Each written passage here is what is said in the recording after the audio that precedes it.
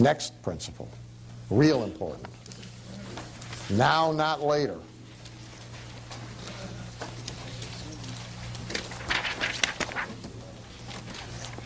This is a biggie for a lot of reasons, because it's the key difference between poor people and rich people. Rich people get paid for the work before they do it. Poor people get paid for the work after they do it. That's why the rich get richer and the poor get poorer. Because the poor are getting paid late, the rich are getting paid early. If you're getting paid early, you got money. Real working poor people, think about their existence, because it's an analogy. They go work all week or for 2 weeks. Then they get paid. Why? Because we, the employers, want the use of the money for the 2 weeks. We're smarter about money than they are. So they work for a week or 2 weeks, then they get paid. They're chasing their bills, and they're buying under the worst possible circumstances. They buy their groceries by the day. They buy everything by the day. They pay the highest prices. They pay the highest interest. We are paid before we do the work. We got the use of the money. We got cash. Cash is king. We can buy right. We can buy big drums if we want to. We can get better prices. We can pay lower interest because we can put more down, et cetera, et cetera, et cetera. So you want to get paid before, not after. Early, not late. The whole concept to me of invoicing, I did it for like a year in business, and I quickly figured out, bad idea. You know, I've done the work, now I'm invoicing, now I'm waiting. How about eliminate waiting? Now, not later. A whole lot of businesses, part of their problem. Now forget the working poor, go to the small business guy. A whole lot of them are in trouble for the same reason. They can never get ahead because they're always getting the money behind. They're always late. Because everybody's always late paying them. Our business, in the speaking business, a very good friend of mine, he insists on invoicing. Fees and expenses. Now this used to be the way everybody did it, by the way. At any one given time, he's paid, think about this, 30 to 50 grand of American Express bills for travel that he hasn't yet gotten back, and he's running up another 50 on the Amex, and somebody is being paid in his office to keep track of all that and chase these people to get him to pay for it, and these are expense reimbursements. There isn't even any profit in it. And who's he work for? General Motors, GE. Do they really need Al Schwartz to be their bank? No, but they'll let him be if he's dumb enough to do it. They plan on that. Net 30 means net 90. Al Lowry used to have a sign in his office that said, "We shall pay no bill before it's time." Well, let me tell you something. You don't want to be the guy invoicing Al. That's a real bad position to be in, see, because the sign has another sign. So you want to get paid before you do the work. You want to structure. That's why prepaid was so good in chiropractic. And it's such a shame more chiropractors won't do it. And you want to know something else about prepaid for chiropractors? It's better for the patient. You know why? Compliance. Compliance. They prepay for $7,000 worth of care, they might show up. They might actually do the exercise you tell them to do because they're so heavily invested. Good deal for the patient. Best reason to do it, good deal for the doctor. So get your money early, not late. Look at how you can be paid long before you deliver, not when you deliver, and certainly not after you deliver. You'll be a happier camper. And Dan, just one question. Supposing you're doing work that's coming, say, through an agent or subcontracting, where they aren't going to get paid overall. Sorry. Supposing you're working through an agent. No money. No, it's not. Supposing you're working through an agent where... It may be on, but we got nothing. I got one up here. Give him this one. Hello? We're on. There you are. There you There's are. 2 switches on the mic. Okay. Okay. Supposing you're working, say as a speaker, and you're working from a bureau, and the bureau is saying, well, we won't get paid, and so on, like that way. So how would you put it that way? I'd get rid of the bureau. Well, I mean, that's my answer. And I mean, Kit and I have this conversation all the time, and he's, well, you know, but he gets a lot of business from bureaus. And see, the trade you make, I mean, I'm giving you a simplistic answer to a complicated problem, but here's the deal.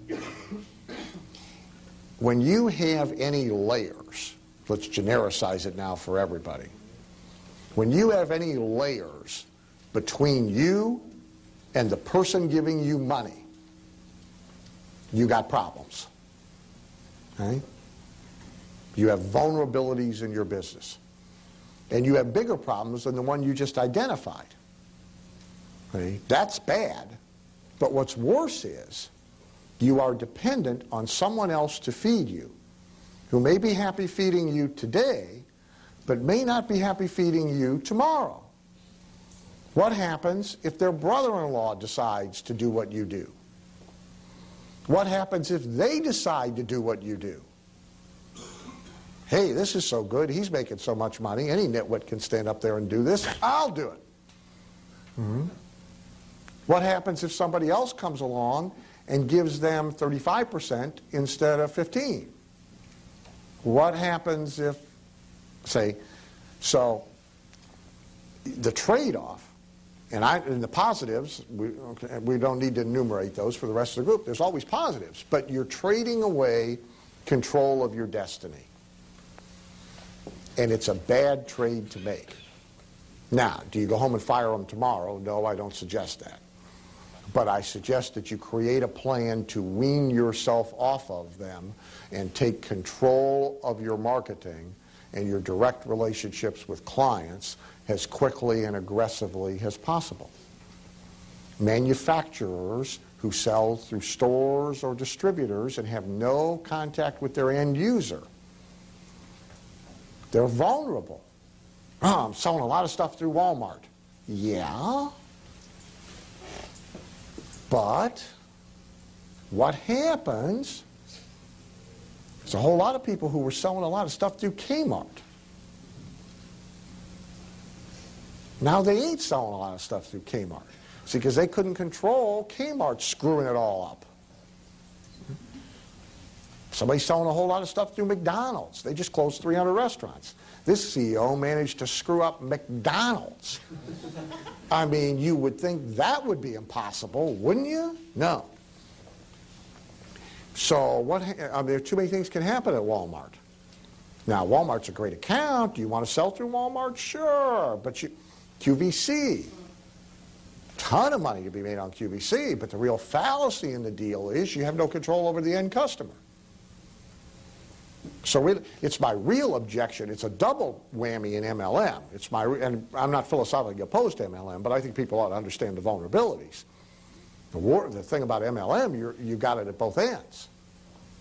You don't control the distributors and you don't control the vendor. You go to bed every night, neither one of them can disappear by tomorrow morning. Right. You want to be in control if you can. And so a manufacturer, at least, there's a guy, oh God, Woody, in some of my seminars, you know him, Bert, he's a speaker, but he owns the cat clock thing from the 1950s. Woody Young, yeah, and you guys all know the clock. It's the clock where the head and the tail move. You know, everybody had them in their kitchens in the 50s. Well, they sell a ton of them, okay, and they're in a ton of catalogs. And they're in retail stores. And I think he's been on Home Shopping Network. Every box has in it, I just got one for somebody, the pitch to join what's the thing called? The Kit Kat clock. There you go, good. Okay? There's a pitch to join the Kit Kat Clock Club. Okay? and you get a T-shirt, and you get a thing, and you're a member of the Kit Kat Club. Why? Because he wants the name and the address and the email address, so he's got some control over his business, because he's in direct communication with the end users. Now, he may choose to drive them back through a store. Last year, I think it's the first year they came out with Kit Kat clocks now in neon colors. Okay, they got them in pink, banana yellow, turquoise. I think they were all black before. Okay, so he's probably going to do an email blast to everybody and say, hey, we got them in 8 colors. Now, he may not direct sell it. I don't know if he does or he doesn't. He may drive them all back to the stores. Go to Kmart, go to Walmart, go to whatever, and get your turquoise clock. But he's got the ability to do that. And if Walmart takes them out of their stores, he can email them and say, go over here. Because he's got control of the end user. So he's a manufacturer who deals through wholesalers and sells through catalogs, but he's smart enough to get as much of the end user names as is humanly possible. All right. So you've got to be deeply concerned about a business where you don't have control. Because they may feed you today, but they may not feed you tomorrow. Page 50.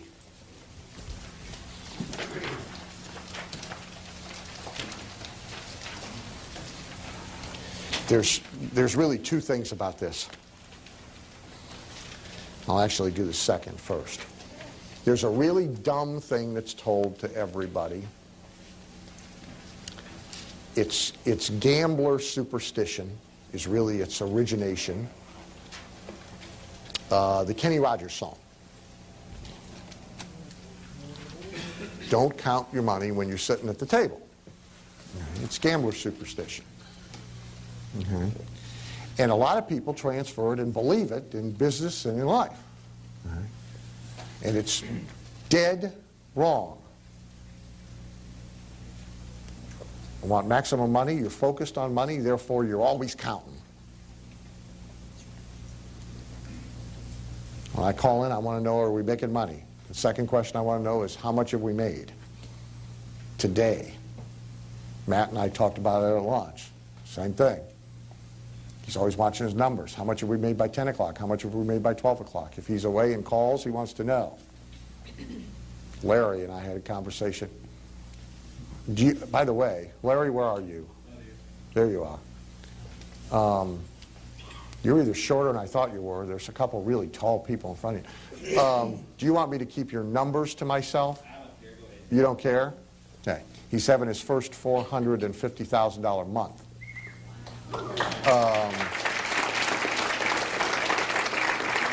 He's going to wind up 300% this year over last year.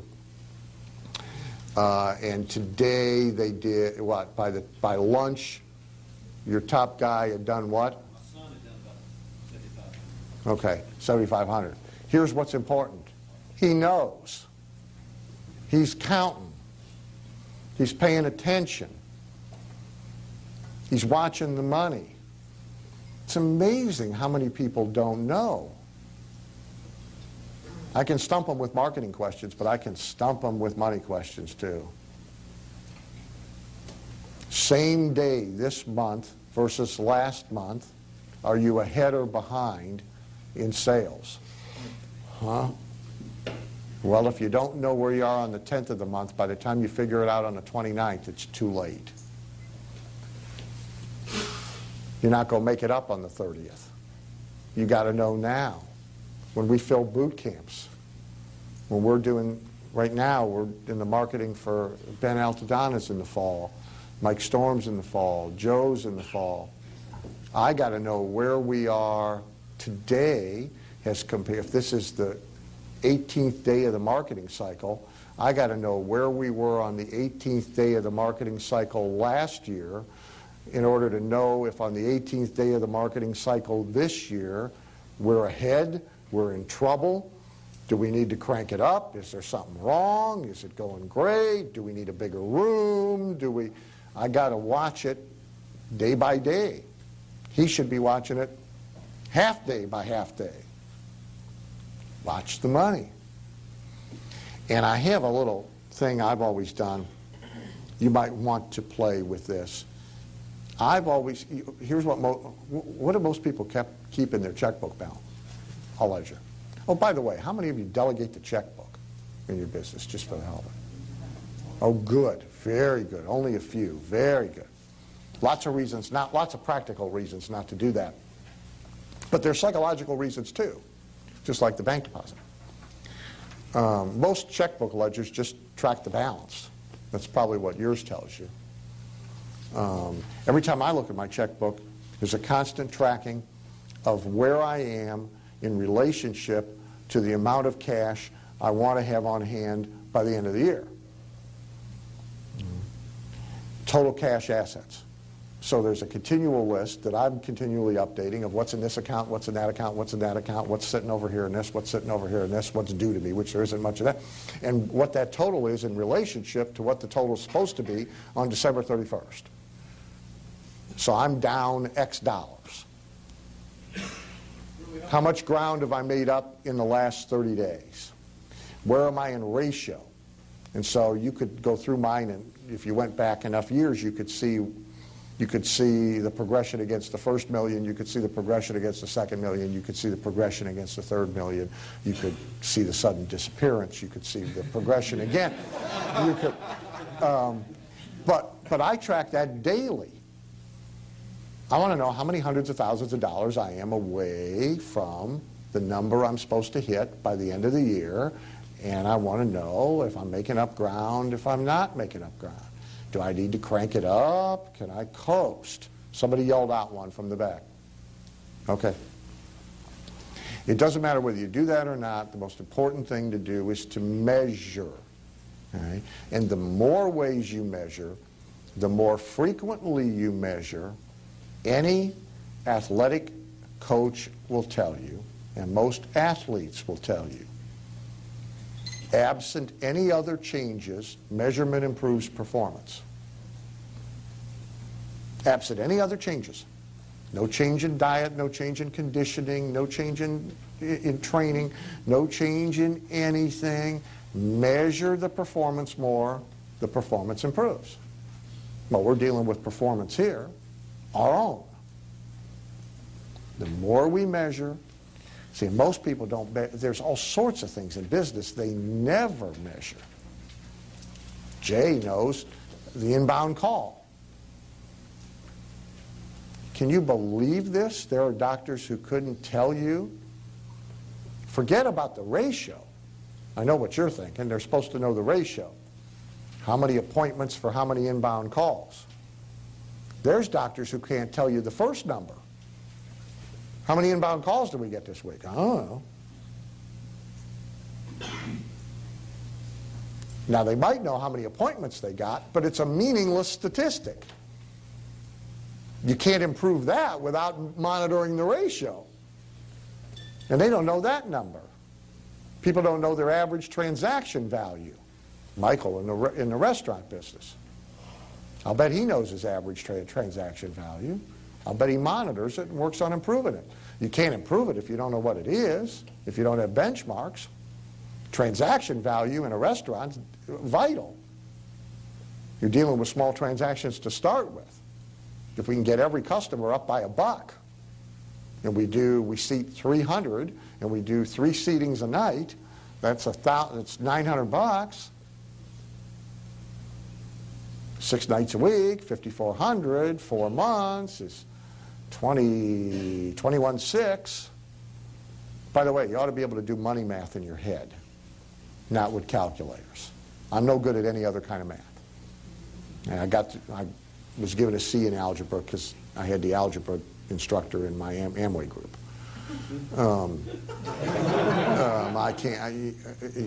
But I can't do any. But I can do money math, and it's amazing how many people can't do money math. They can't even figure this stuff out. You should be able to do that in your head. Okay? But you got to figure out what all the vital statistics are, all the vital money statistics in your business and in your bigger picture of where you're trying to get. And the more you monitor them, the more you measure them, the more you set short fuse targets. See, the reason Larry knows how much they did today is because he's got daily objectives. Some people have hourly, because that way you stay ahead of it. You don't get behind it. If you're managing X number of customers, you may be measuring how much they spend and looking at their spending patterns. Every business is going to be different. But if you put most people to the wall, they're sloppily and occasionally monitoring 4 or 5 numbers, 4 or 5 stats. And the rest of the stuff they're getting is history. The bookkeeper or the accountant does it, and they see it a month afterward, a quarter afterward, or a year afterward. It's the equivalent of the annual performance review for the employee. Too long. You do that with kids. Imagine, annual performance review. Well, after they burn down the entire neighborhood, got to be more often, right? I have a client who said, I was at his place. Well, it was Paul Johnson. He don't mind me telling.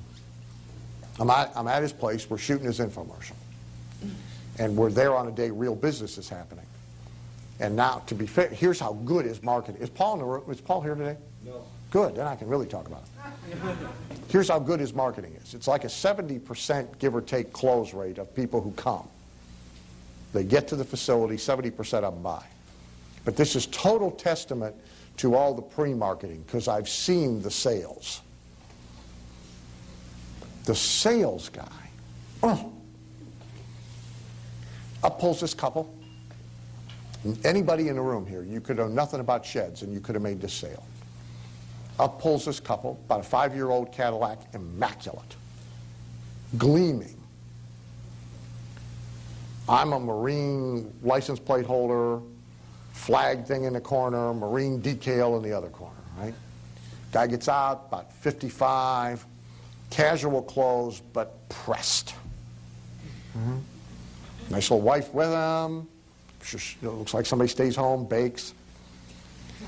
He's got a brochure. He's got the brochure.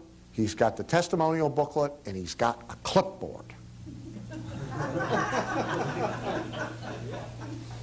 Comes up, there's 4 different shed models. He's in and out of the sheds, they're outdoors. He's in and out of the sheds, exactly what you saw on the show where we were shooting. He's in and out of the sheds. Finally, he's back in one of the sheds. She's trailing along. He's writing on his clipboard. Out comes the sales guy.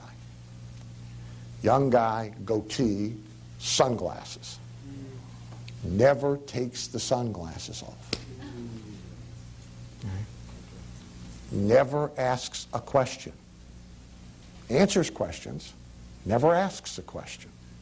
And I've seen the script. He's supposed to be asking questions like, what are you going to do with your shed?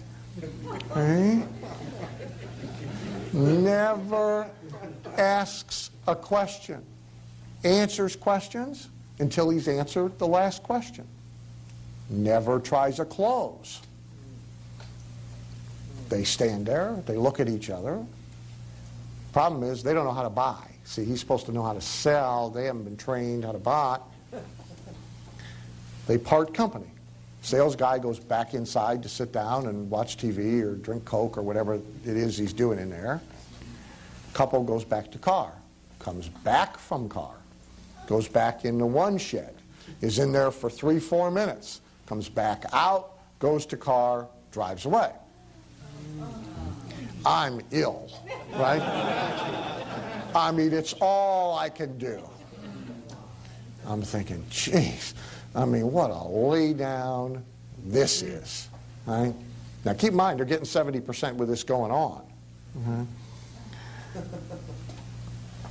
I say to Paul, I tell him, we're driving now to somebody's house to shoot one of the testimonials. I said, you know, he said, he said, about a year ago we did some sales training and we did get a bump.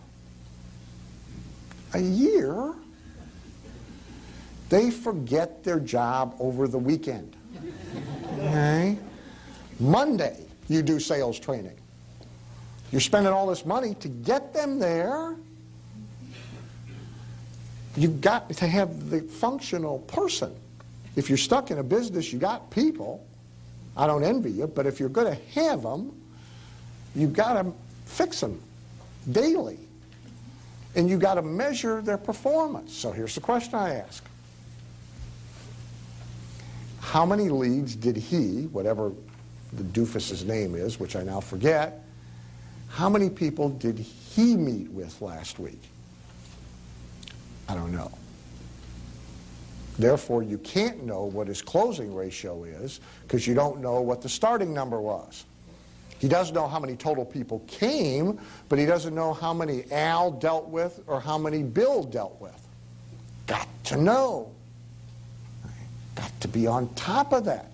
Got to measure Al's average transaction size because there's upsells.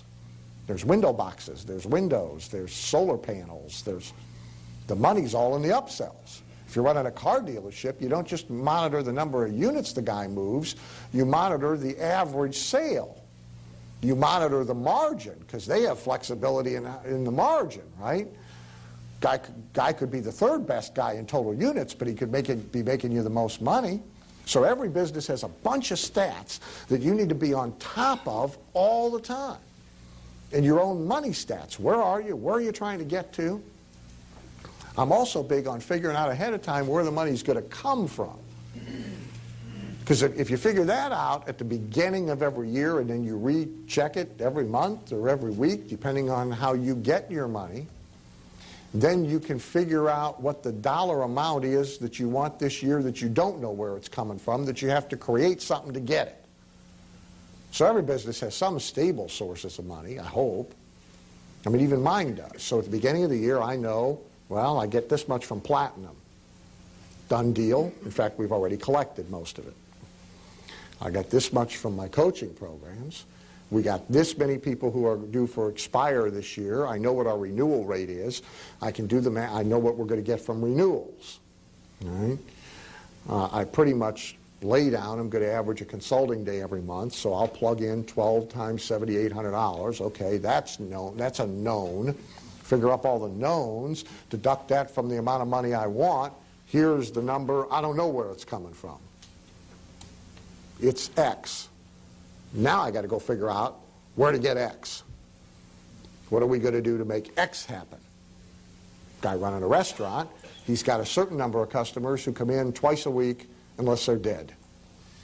Okay? And their average ticket size is X. We know we got that. He's got a certain number of customers who come in 4 times a week. Well, we know what that is. The cop comes in every night and orders pie and coffee.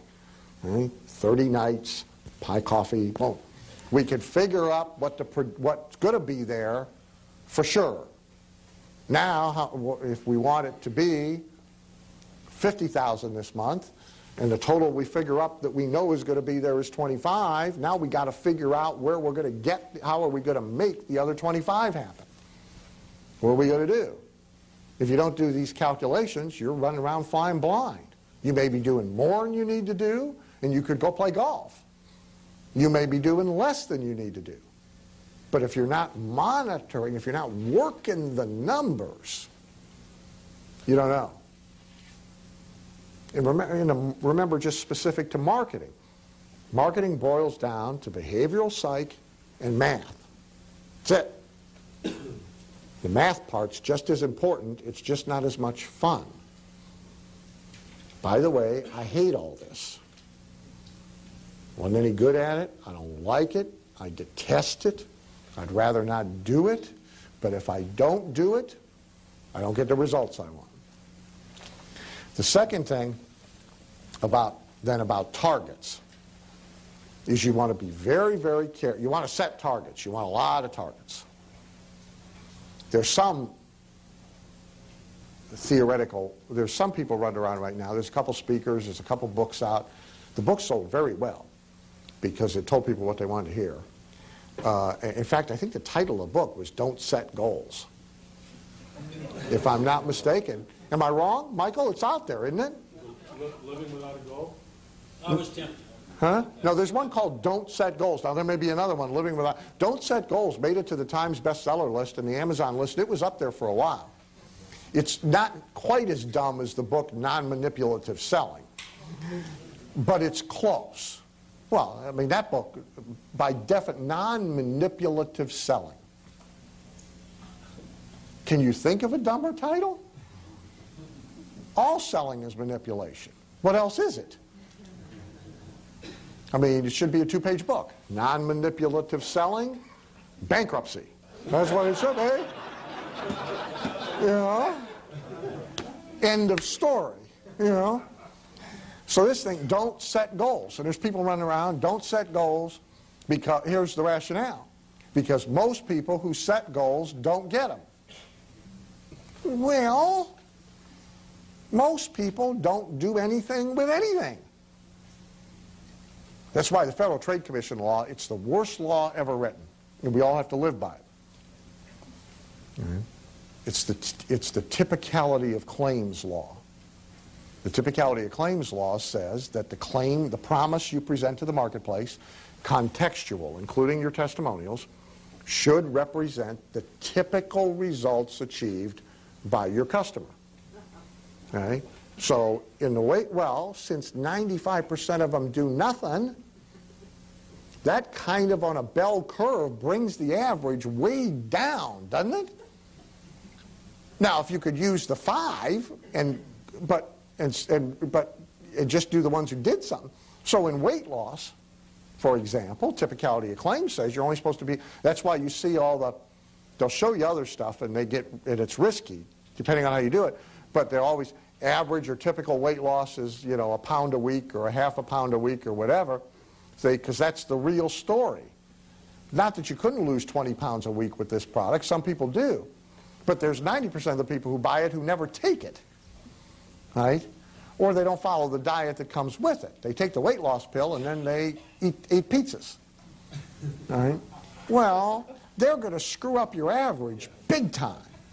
All right? So it's a very bad law. So the deal, oh, we're going to tell everybody not to set goals because most people who set goals don't get them. Well, most people who do anything don't get anything, the results from it.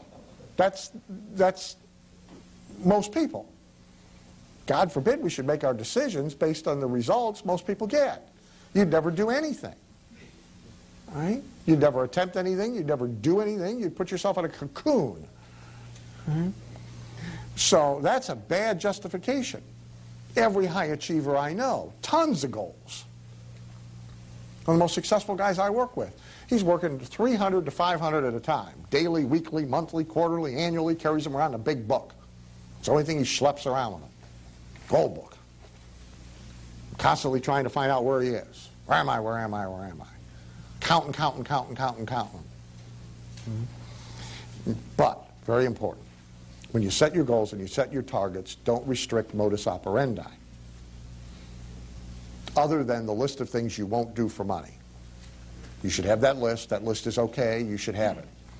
But once within that list, be very careful about defining your goals in a way that restrict modus operandi. Most of the 5 major changeovers of my businesses in the last 20 years, my plan and strategy has been behind the reality, not in front of it. It started and I saw it.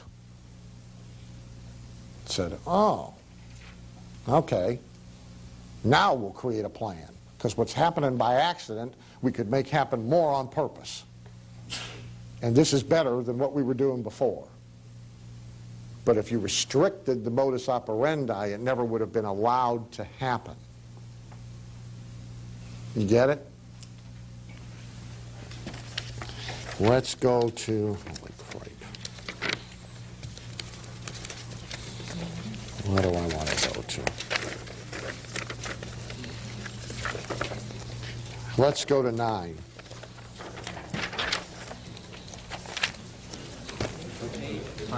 I'm sorry. I didn't know. I'm sorry. 54. I apologize. Yeah, my 9. None of this is new. I'll be quick. But it's important.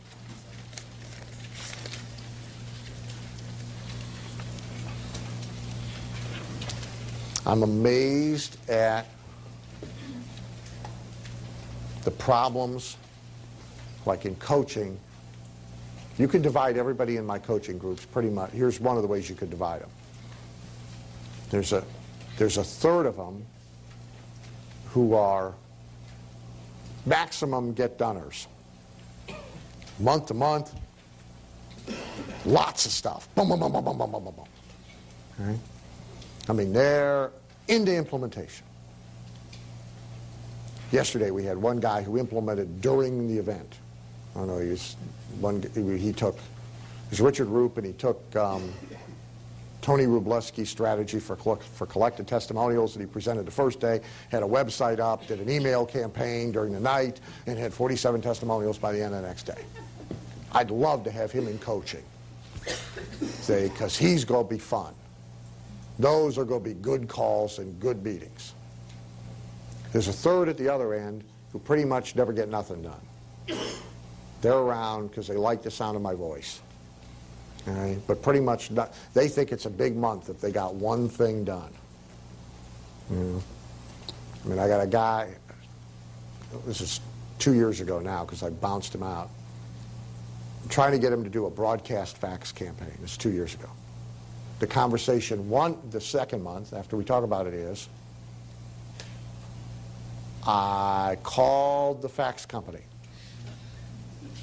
Yeah. That's it. In a month. In a month. Next month, I wrote the fax. 3 months before this is out. You could have mule trained it. And, I mean, well, I'm so busy, I don't have time. Totally out of control. You know. Then you got people who are in their state. Women, you wouldn't know this, but men actually now are talking on the cell phones at the urinals. Honest. Am I lying or huh? My privacy was being invaded. It happened at the break. They're talking on a cell phone at the urinal. Their life is so out of control, they can't even pee in peace. You got trouble. I almost stopped and kicked this guy's butt the other day. I'm driving through my neighborhood, and here is this guy out in his front yard. He's playing catch with his kid, talking on the cell phone. I want to just kick his butt. Either put the phone away and pay attention to the kid or leave the kid alone.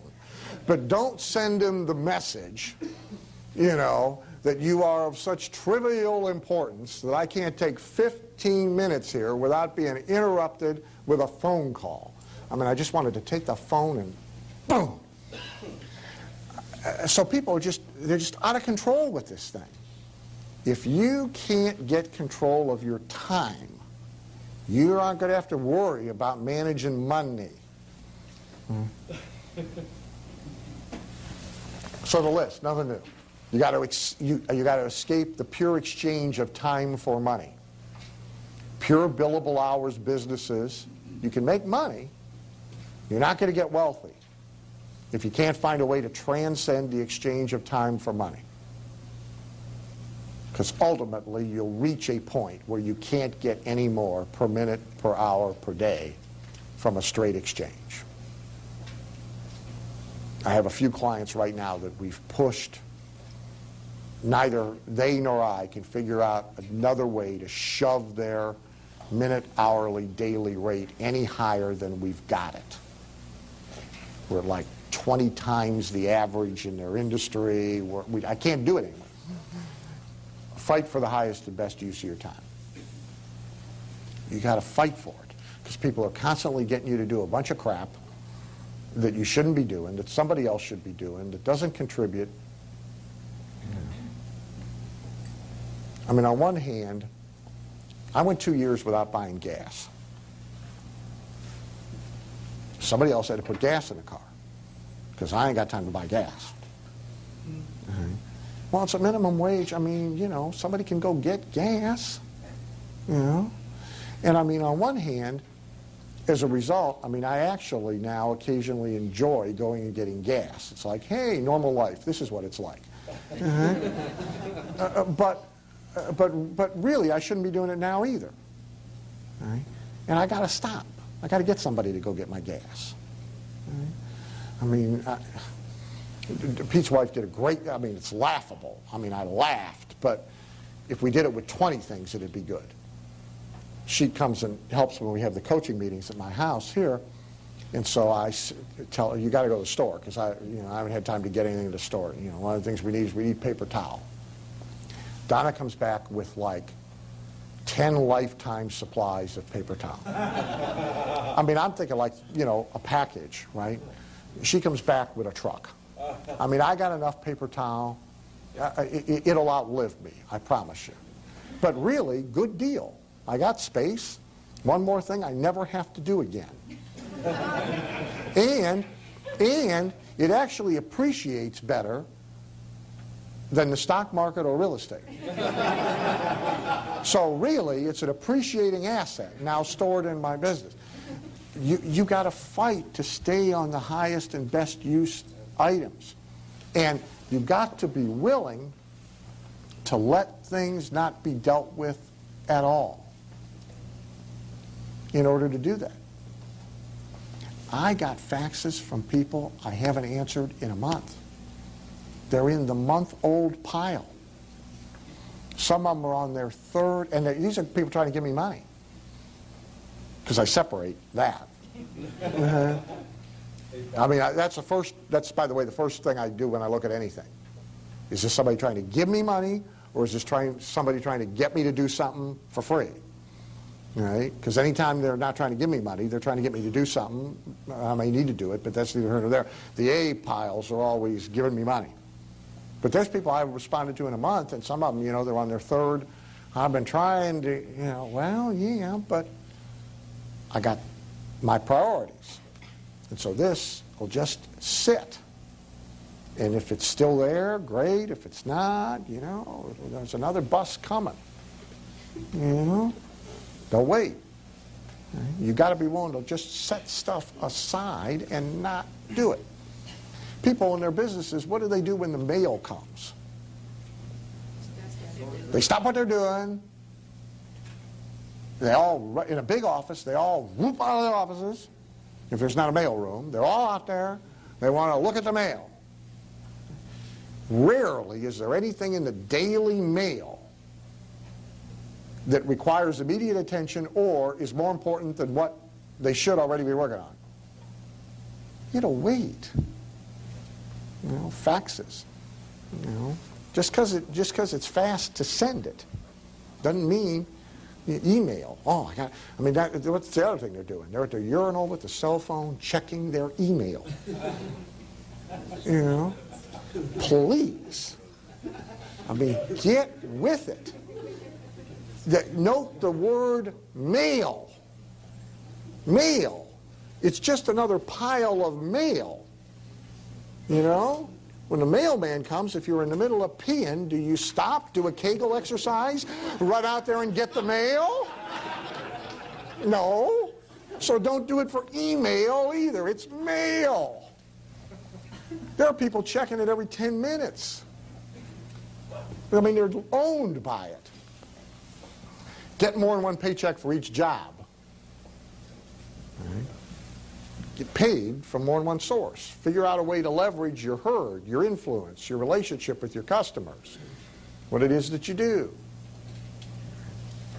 My business as a consultant, I'm going to tell them, oh, you need recorded messages. You don't have recorded messages? Great, we're going to hook you up with this guy with recorded messages. You need this, going to hook you up with this guy. Why? Because I'm money. I'm going to get 8 paychecks from one deal. That's the way it's supposed to work. Stack up passive income. Passive income's better than active income once you have enough active income. I'd rather have, well, I'll tell you, because it's a good example. Andy said to me, when we went to lunch, he said, he said, that inaccessibility thing may not work for you as good as you think it does, because the fact that I know I can't get to you to get a question answered or to get a critique lickety-split is what's driven me to buy from John Carlton and to buy from Bill Glazer. And so you've given John, how much you're in his top deal? So you, what? A couple thousand bucks to John, a couple $1,000 to Bill. I said, yeah. And I got half of the money from John, and I got half of the money from Bill, and I don't have to do anything. I'd rather have half the money and no work than all the money and all the work. I'm delighted. John, Bill, have at it. All right? All right? I still got them. I'm still getting, you're here. All right? But now I got passive income. All right? I like passive income. I even like the little ones. My Amazon.com check. I'm excited. I didn't have to do anything to get it. Oh, a check I did nothing for. That's like worth 4 times a check I got to do something for. All right? Because I'm at capacity. I'm a guy that's got a capacity problem. I'm already doing all the work I want to do. So now it's like travel to me. You know, travel now is an anathema. I mean, I don't want to do it if I can possibly avoid it. I mean, when I started flying, we were talking about this the other day, the old movie, remember the old movie Coffee, Tea, or Me? Yeah, airline, they were called stewardesses then, sexy, happy to see you, first class, 2 passengers, there's a stewardess for every passenger. Oh, what can I get you? You know, it really was Coffee, Tea, or Me. Right? Now it's a cavity search and a snarl. Okay? It's just not my idea of fun. Okay? So $5,000 at home, to me, I'd rather have $5,000 and be home than $15,000 and go get it. You got to know what your own multiple is. You got to know these things if you're going to manage your time. Okay. Let's jump to 58. I will relentlessly. I will not give up.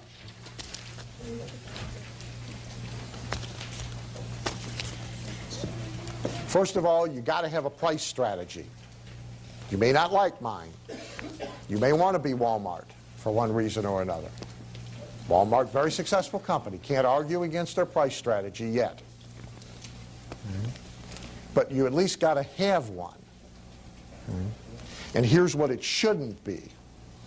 It shouldn't be the things that artificially suppress price. Your price strategy should not be motivated by fear. It shouldn't be motivated by guilt. It shouldn't be created by industry norms. Hey, let's see what everybody else is doing and do that. It shouldn't be by easy comparison, because you can fix that. You can change that. And a big thing that suppresses price is the absence of a sales system.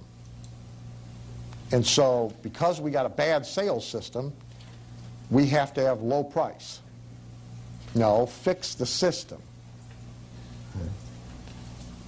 Paul can raise the shed prices by another $1,000 if he fixes the salespeople. Still the same number of salespeople. Still the same commission. Same everything. Just fix them.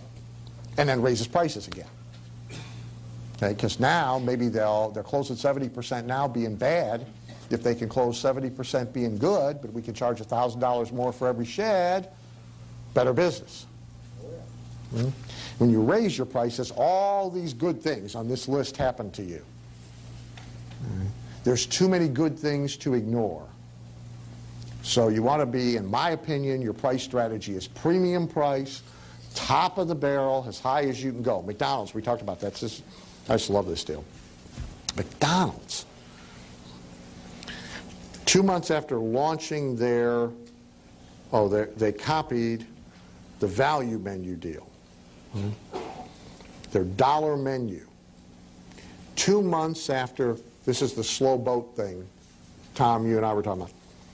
2 months after they launched their dollar menu, they determined that charging folks only $1 for a burger, I'm reading to you, I'm not even paraphrasing, charging $1 for a burger tends to lower profit margins.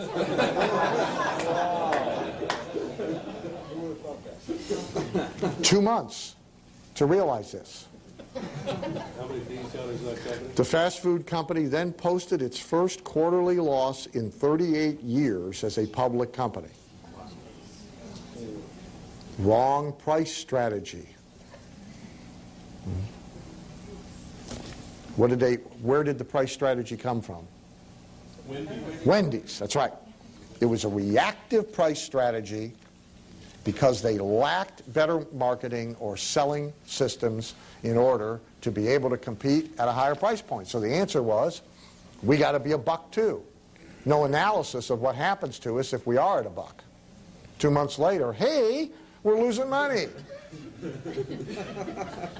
Well, big surprise. What you were selling for $2.50, you're selling for $1. Hey, you know how many more of them you got to sell? It's your next page. This is a biggie. You get this, you change the way you do business. Lee, you'll like this one. Size matters. Yeah. It's getting late, huh? It's getting late, huh? Yeah, stay with me here. We got 2 more hours.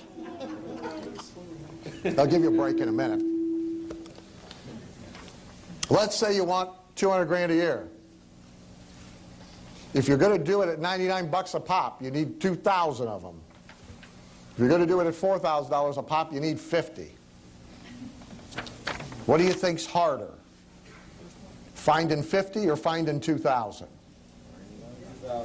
Finding 2,000 is harder at any price. And finding 2,000 at 99's harder for a whole bunch of reasons, including the fact you don't have the money to spend to go find them. For $1 million, the numbers are even bigger. You want to do it at $99, you want to do $1 million a year, you need 10,000 units. 10,000 units of something. Then you got to have infrastructure. You got to have somebody to ship 10,000 units. You got to have inventory of 10,000 units. You're handling returns from 10,000 units. You're keeping accounts on 10,000. Now, there's reasons. I mean, I can make other cases, like building up a business to sell it. I mean, there's things we can talk about. But if you want maximum wealth from your own, high transaction value.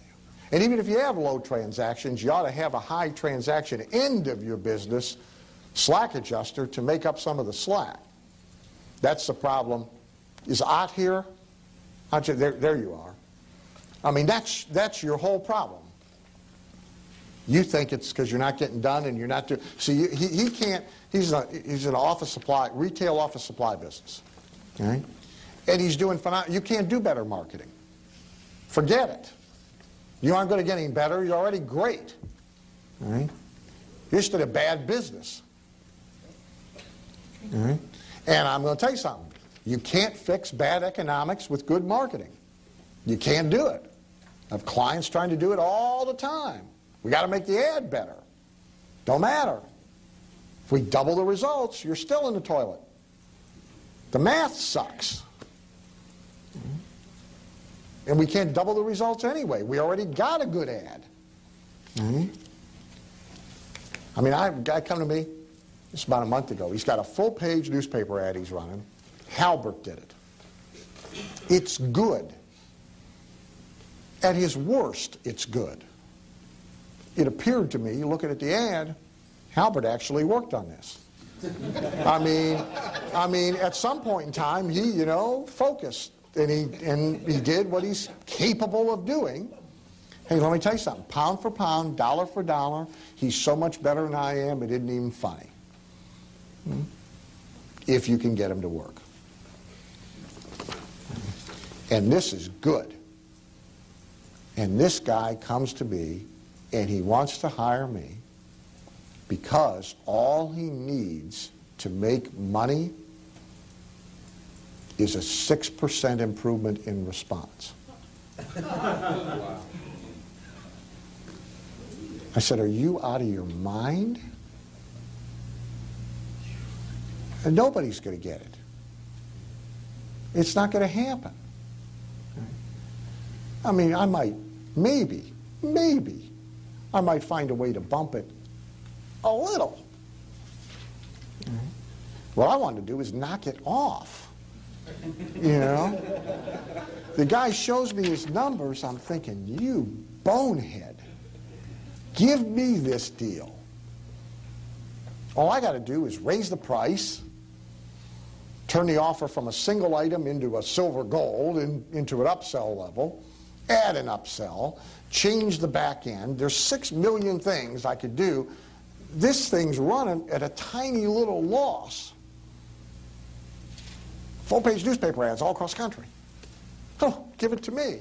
He's wanting to fix the ad. You can't fix the ad. You've got to fix the math. A lot more ways to fix the math than there is to fix the ad. See, people think the solution to their problems is all in the marketing sector. That's good for me. All right? It's nice that they think that.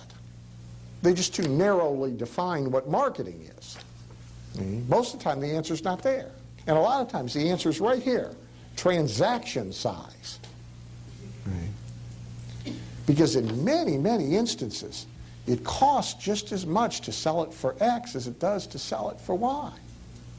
Larry said yesterday, doubled his transaction size. Yeah, he's about to have his $450,000 a month. Well, a year ago, that would have been a $225,000 a month because he doubled his price.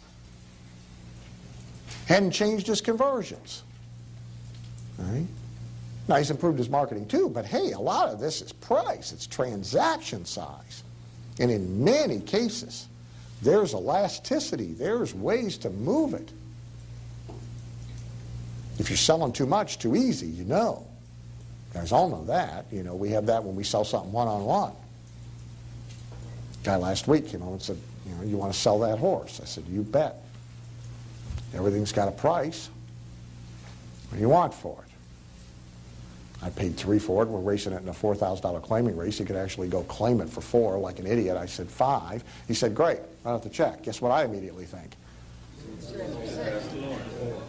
Yeah, could have got $5,500 easy, and maybe I should have kept him. Well,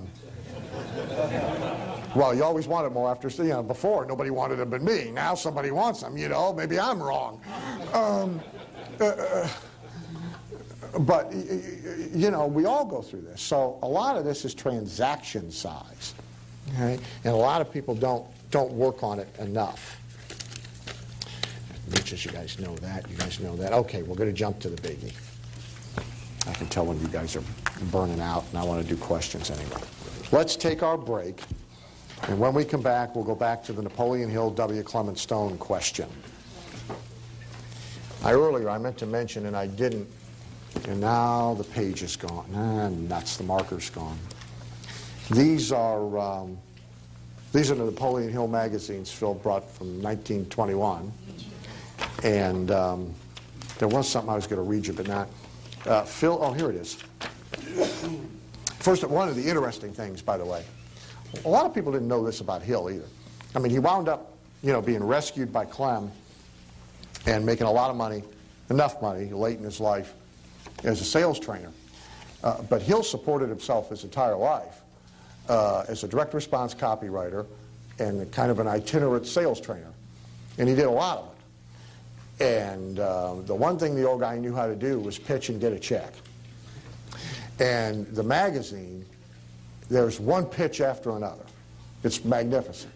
It's the pitches to hire him to speak, pitches for seminars, pitches for books based on lectures. I mean, the thing's at least half pitch. This just kind of links to the all news is good news deal. And of course, nothing is new.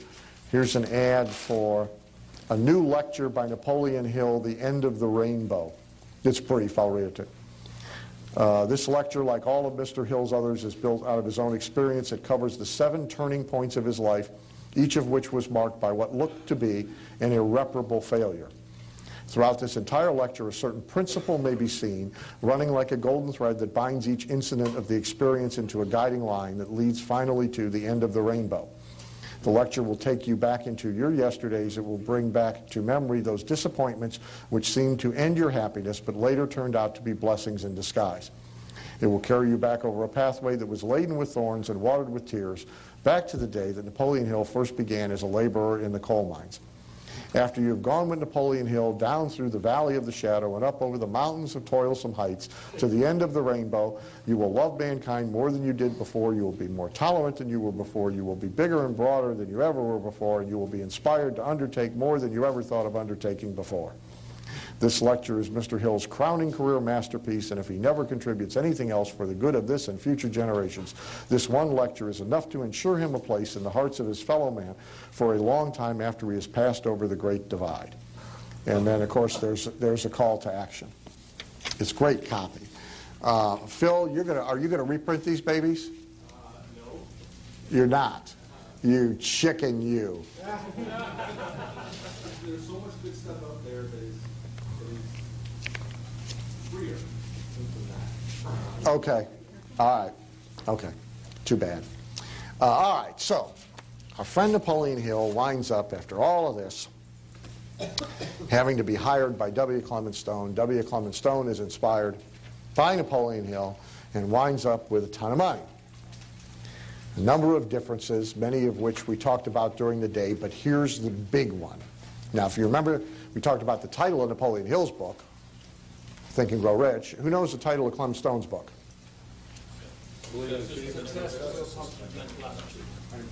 Okay, his first, I'm sorry, his first book. That book stinks. Yeah. Bingo, The Success System That Never Failed. It is the book you should read. But you don't have to read it to get this, because he put it in the title. The difference is on page 66, and the key word is system. Throughout his entire life, Napoleon Hill never devised any system for turning himself and his content into money. He had an unsystemized business. W. Clement Stone applied the philosophy in an environment where he was able to create a marketing and mostly, in his day, a manual labor selling system that was reliable and predictable. It used human labor, but pretty much did not require good human labor. They could be plugged in and out. He had a true sales system, and that's the difference.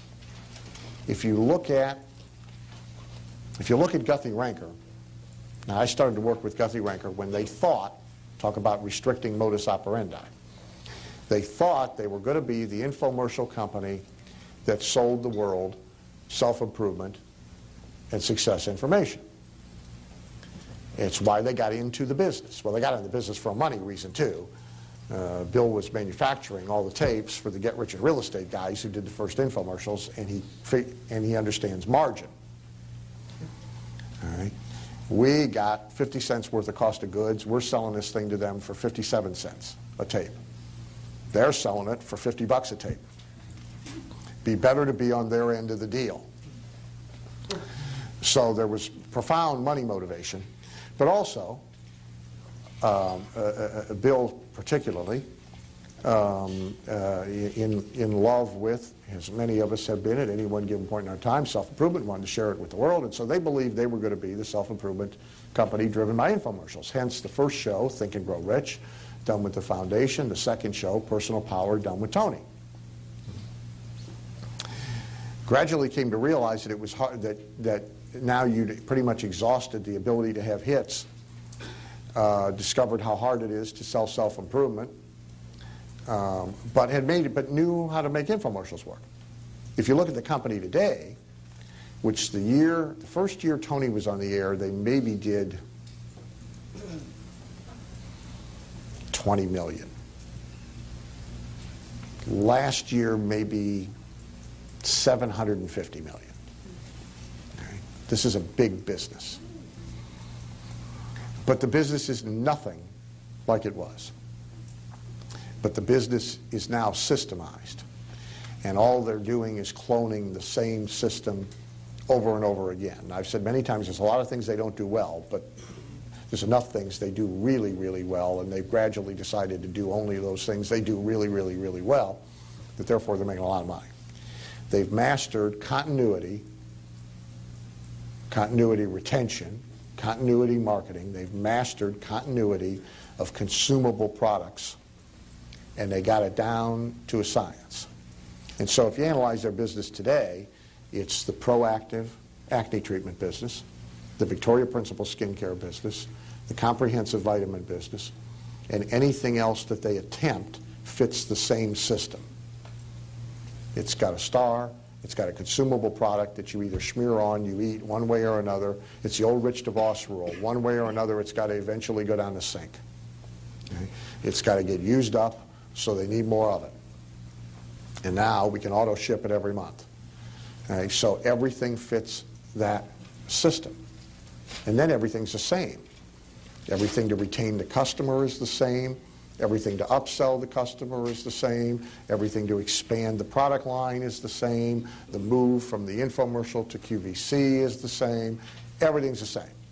It's just what's the next thing we can plug into the system. The wealthiest people I know, their businesses operate by system or systems. And the total absence of them is a real problem. It's not one that you can't necessarily overcome, especially if you can make money in big chunks. But still, it's much better to be systemized. I've never completely achieved it in my business. I have systems. I don't have the most important one, which is customer acquisition. My system for customer acquisition for 15 years was manual labor. The fallacy of that system is if you don't want to do the manual labor anymore, you ain't got no system. And when you're not niched, it's very hard to conquer that particular part of the business. Not a mountain I want to climb at this particular point in my life, but and it's a mountain Napoleon Hill was never able to climb. Tried a lot of things, by the way. Franchised, like Dale Carnegie, tried to franchise. Tried the seminar sales system route with the local coordinator and the sales team. I mean, they did a lot of stuff. He did a lot of things. Could never get the front end system right. W. Clement Stone applied the philosophy in an environment where you could get a system right. Don Dwyer, who was a client of mine, was at one time the marketing/recruiting director for SMI, Success Motivation Institute, which sold a franchise to be in the success business. To the best of our knowledge, there is one successful franchisee. Thousands of franchises sold every year, up until recently, one successful franchisee. After a few years, Don made the W. Clement Stone decision. We got a system that works, except we're applying it to the wrong thing, because it's too hard to take Joe Spadatz off the street, who's inspired, and have him go out and sell success. We can't get John able and prepared to do that. We can sell to John. We can get John to come up with $5 grand, 10 grand, 15 grand to buy our franchise. Now John can't do the franchise. So Don started Rainbow Carpet Cleaning and sold carpet cleaning franchises. Did everything else the same. Same advertising, same marketing, same bring them to Waco every weekend. And so for a while, the only people coming to Waco, except that one time, are the only people coming to Waco every weekend. It's not like a tourist attraction, you know. We're all coming there to be sold by SMI. Now, every Friday, there's all the SMI guys arriving, and there's all the Rainbow Carpet Cleaning guys arriving. And they're going off to their respective seminars, and the seminars are like almost the same, all head trip stuff.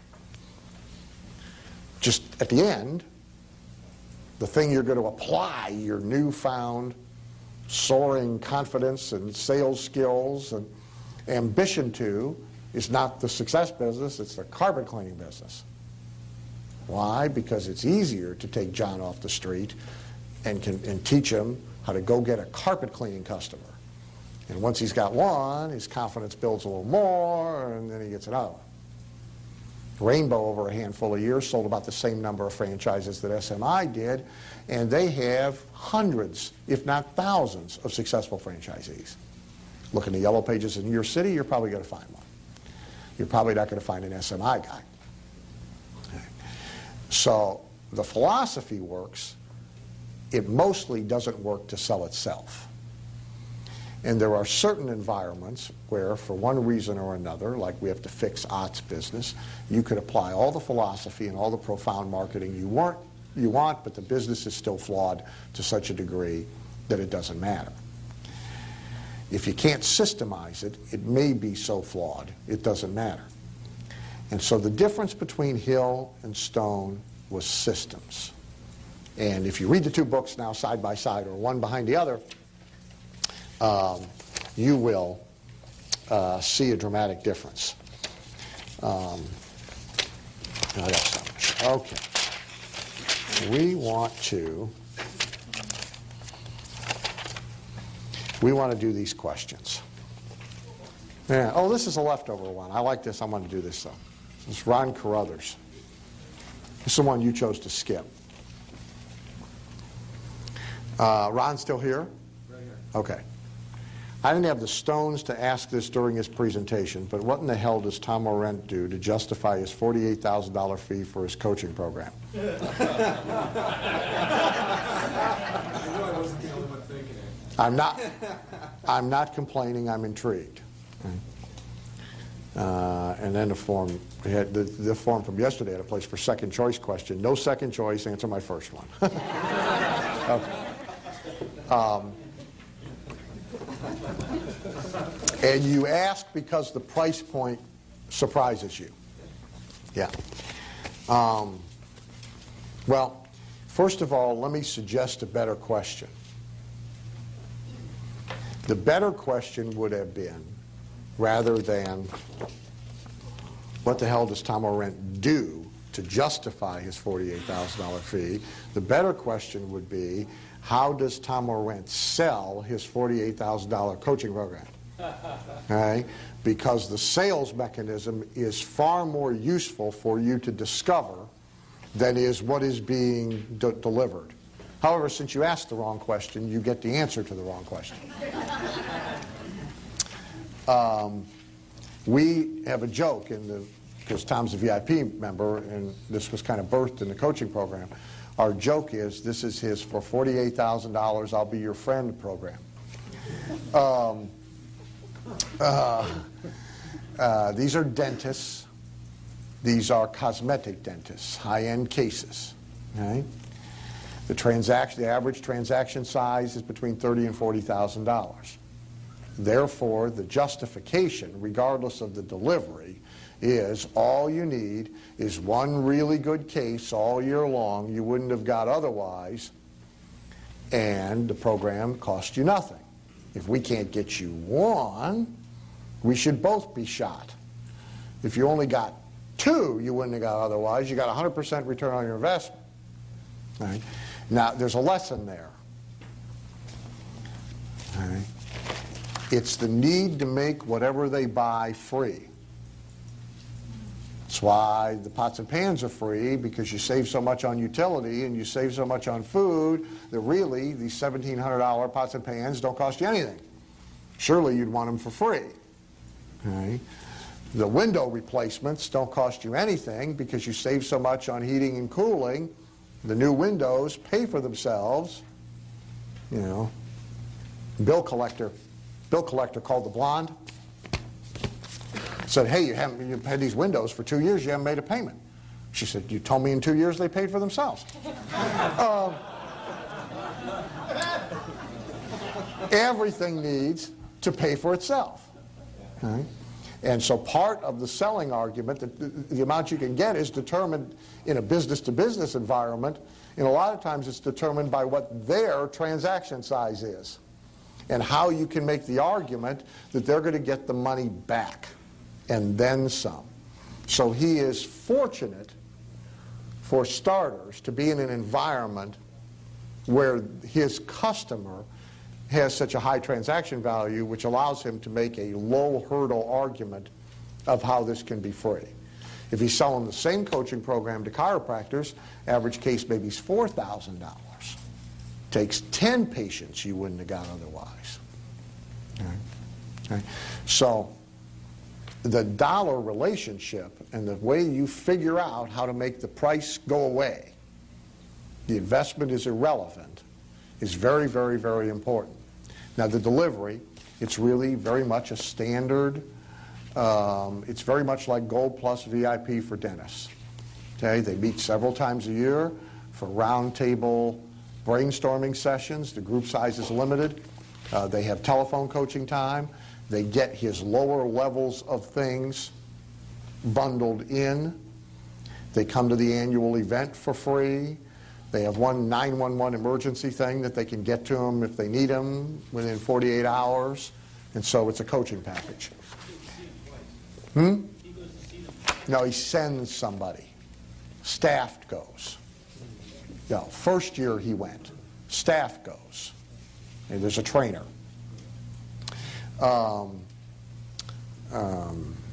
There is a $70,000 program as well. No one has bought it yet, but it helps sell the $48,000 program. You didn't ask that question, but... All right. Oh, here's a goodie. Okay, that was, if you're keeping track, Michael, that was Ron Carruthers. Right? You know, okay. Greg Neal. Greg here? Greg here? Too bad, it's a good question. Well, he can't win a prize. Funny question. Is there any way to get your attention without having to pay you a massive amount of cash?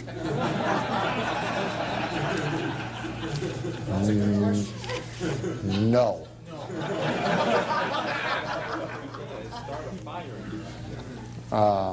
Hey, fire didn't work. No, it was on fire. You know, it took time for Get to get my attention. And I was still trying to finish the phone call. Dan, can I give you an answer? Yeah. You wouldn't park your Jaguar in the garage with a tarp on it? Yeah. Without getting your attention? Yeah. Well, that might. Briefly, though. You have 4 months and a bomb. Oh, here you go, Pamela. Whoever's got a mic, we need to get Pamela a mic. This is so easy, Pamela's going to answer it. This is worse than I thought, though. You have 4 months. We'll make it 12 months if that helps you. And a bomb has been implanted inside of you. If you do not generate $1 million, the bomb detonates. You can't use any of your current contacts or anyone you know. We'll leave that part out. I'll answer that part. Okay, you got a year. Okay. Okay. Well, actually 4 months, I guess. Yeah, I'll give you 12 All right, you give me a year. because your story's 12, right? Okay. Yeah. Yeah. Yeah. Well, I don't know. 12's good enough. Okay. Well, the reason you're throwing that question to me is that about a little over a year ago, I sold my company, and I proceeded to get it back about 3 months later, which was not quite what I had in mind, was not what I was looking for, and but it opened my eyes, and so I really had this opportunity. I was basically bored with a lot of what I was doing. I know, nonetheless, I was bored with what I was doing, so I thought, you know, this is my opportunity to really start fresh. I could do anything I want. Not only that, what about all the stuff I've learned over the years through Dan and all of my other mentors? And what if I actually used all that stuff right from the start of building a business? And so what happened, it was about almost a year ago today that I got the business back. And then I just thought, all these things that I've learned, like, for example, one thing that Dan always said that really struck me, and you didn't come up with this but yourself, but it was just like the principle of massive action. And I decided I'm not going to do things on a small level anymore. I'm going to do things big. And I work in a niche industry. I work in the financial service. I work with insurance agents and financial services agents and so on. And it's not a tiny industry, but it's not huge. But I wanted to stay within the niche, and I wanted to do something totally new, but I wanted to do it on a massive scale. And so the other thing that happened was I decided that I wasn't even going to promote my own stuff, which, you know, I mean, that was a little bit of an ego blow.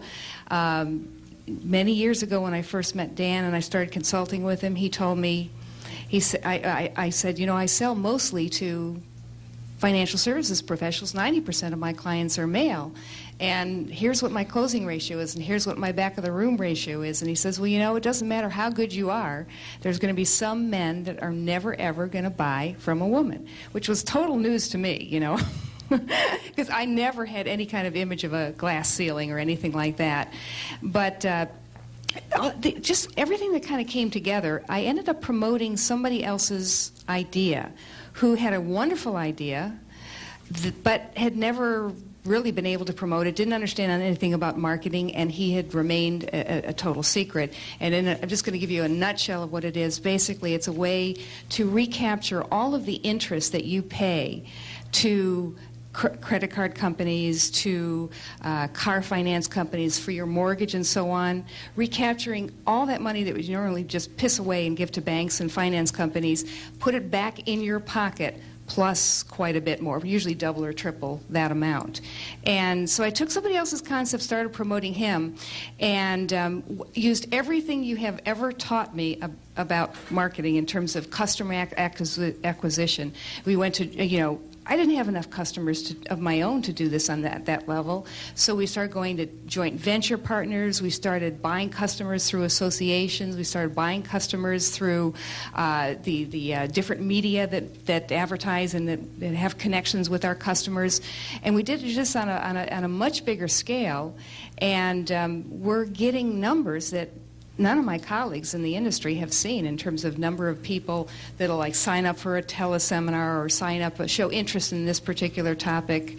And part of doing that was I did a massive amount of work on all the principles that you're talking about here today. It wasn't enough to just have learned all those things from marketing, and it wasn't enough to have a great idea that everybody seems to want to get their hands on.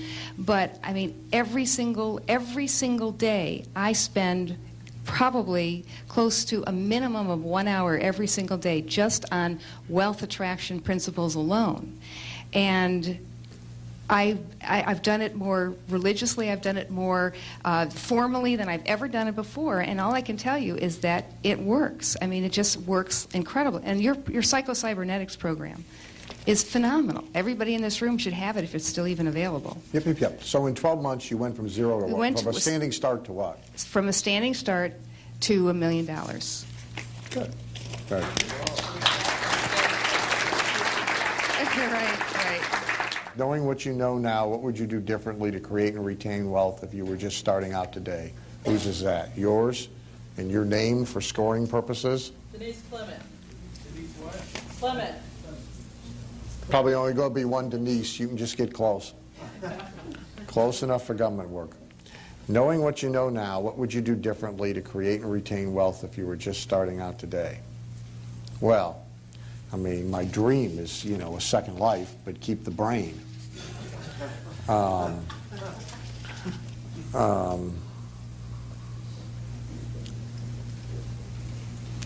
niche rather than being a generalist, simply because it's easier. It's much easier to solve the customer acquisition system part of the problem.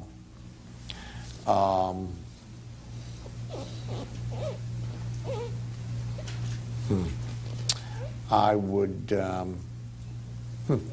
I do what Pamela said. I would probably, because I do it now and I didn't do it early, I would work more on the head trip stuff every day in a more formalized way, rather than catch as catch can. What does that You know, mean? well, a scheduled time, block time for it, a curriculum plan. You know, rather than listen to this tape, listen to that tape, idea here, idea there. I don't know that it's fair to say I would have changed any of the evolution of the business or not. I would have been selling at higher prices early. I mean, there's no doubt in my mind now, for example, that our success track business in chiropractic and dental, we should have been at twice the price we were from day one. So God knows I made that mistake.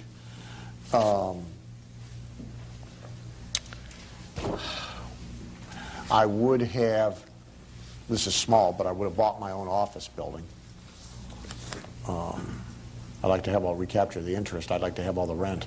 All right, we got, what's the biggest difference in thinking that can take people from $1 million a year to $10 million a year or more? Whose is that? Anybody? Going to claim it? If you're not going to claim it, I'm not going to answer. Yeah, I'll claim that. You said you didn't. I want to hear your answer. Thank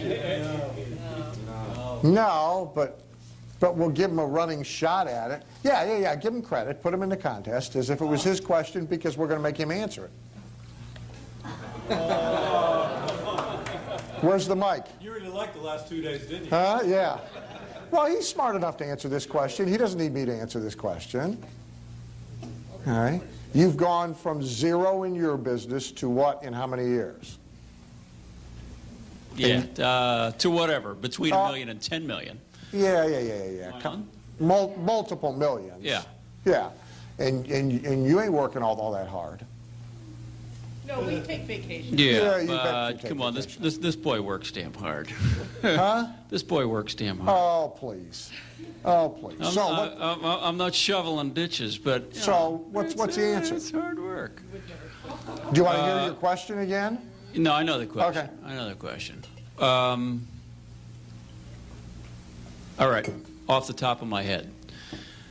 Delegate everything on my plate as fast as I can. Only do the stuff that I know makes money. Do lots of stuff that doesn't make money, but I don't know it till the market tells me and I get kicked in the ass. So execute really, really fast.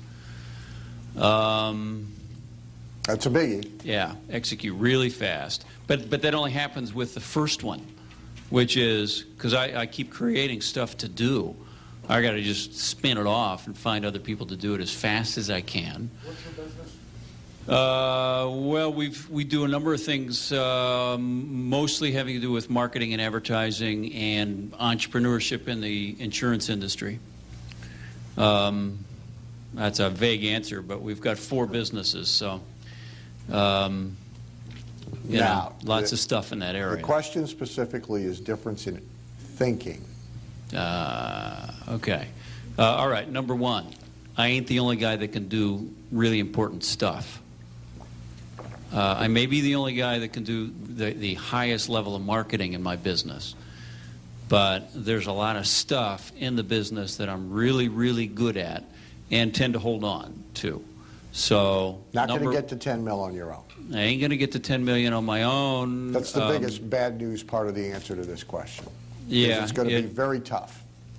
What's If that? you like, it's going to be very Yeah, tough. it does. I mean, it's if you going to like to play require it, it's you going to know. require growth in team. Yeah. I mean, if you like to play it lean and mean like I do, you're going to, in our kind of businesses, in information-driven, service-driven businesses, you're going to cap out at right around 2.5 to 3 mil a year, and you're not going to be able to go any farther without people. Yeah, I would say that's a really big difference in thinking. Is the plate of stuff that I think a lot of entrepreneurs tend to hold on to is, and they're good at, there's a lot of stuff on that plate, and they ought to probably get rid of 90% of it, because it's isolating those 2 or 3 things that make a lot of money that you should be spending almost all your time on. All right. In my area, I'm the best marketer at what I do, which he is. In your area, hell, probably in the country. He's in the painting business. My competition doesn't come close. So since this is the case, the question in short is, how come I'm not rich? This is a very good question, all right? Because it applies to a lot of people. And there's several parts to the answer. One is, the business itself doesn't lend itself to making you rich. Well, I didn't tell you were going to like it. You know, you want an answer you like, or you want a good? Okay, all right. Right. It's a business that doesn't lend itself, right? It's very hard for you to multiply yourself. Okay? I'm not going to say it's impossible, and it's probably a line of thinking you should already be involved in. Franchising, licensing the marketing system. You know, they finally managed, one of my coaching members is the guy that owns the big handyman franchise company. And they're managing to franchise handyman services. Right?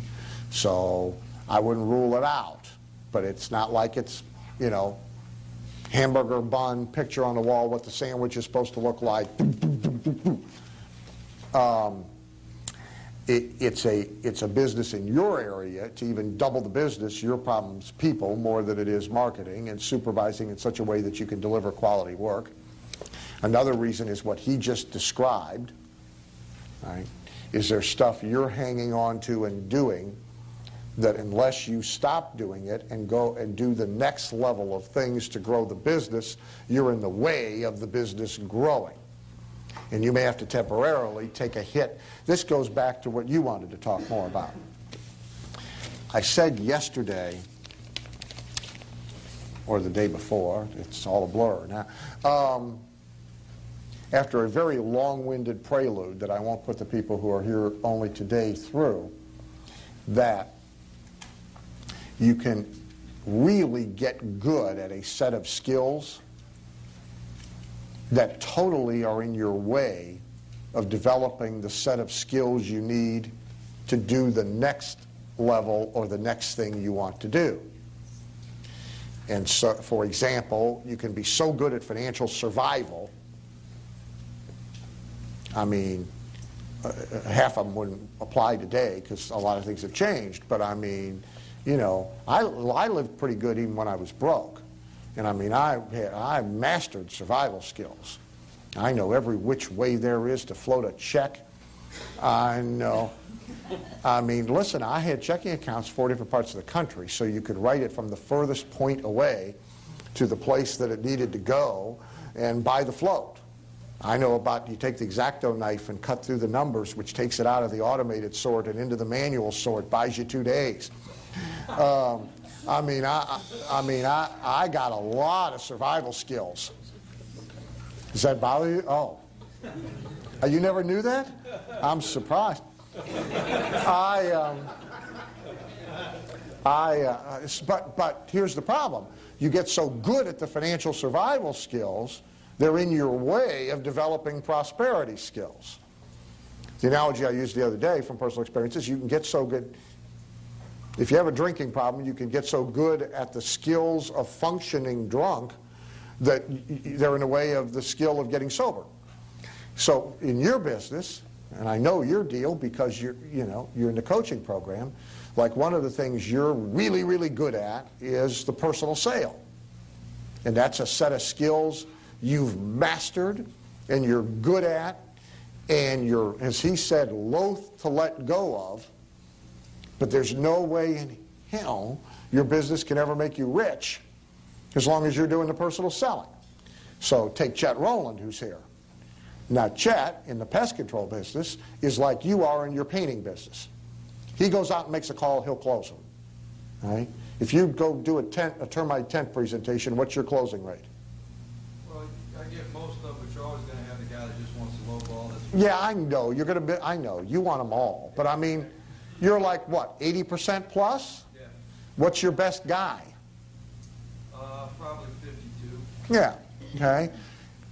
He's got to be willing to calibrate the economics of the business to be okay at a 50% close rate and not go make the sales calls. And the temptation, because otherwise he can't have, how many customers you got? Well, I got over 3,000 actively. Okay. And how many pest sprayer guys you got? I got 5 guys that actually go out. Techs. So he can't do that if he's going to go sell every new account. So even though he's got the best skills, and even though he can't replicate himself, he'll never get any of these guys to 80%. He could train them from now until doomsday, and he ain't going to get them to 80%. But No way he's going to get that business to a size where he can sell it for a ton of dough and walk away and be rich with him going out and making all the sales calls. And you just sold Orlando, didn't you? You sold one city.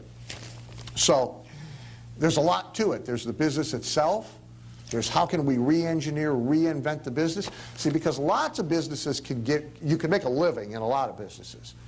You can make a very good living in a lot of businesses. You can be a high-income person doing everything yourself. It's very hard, though, doing everything yourself in a traditional business. See, there's no way in your business with my anathema to employees and excessive. See, I couldn't do your business. And doing it alone, you know, see, I can do mine alone, and I was able to generate enough income to achieve my wealth goals, but I'm in a big high transaction, price elastic business. I'm able to transcend billable hours by the royalties, where I'm getting paid for something I wrote 5 years ago. Multiple streams of income from the same client. I got a lot, you know, I got a lot of opportunities that you don't have in your business. So you've got to figure out a way to re-engineer that business. You got to take a look at getting out of your own way.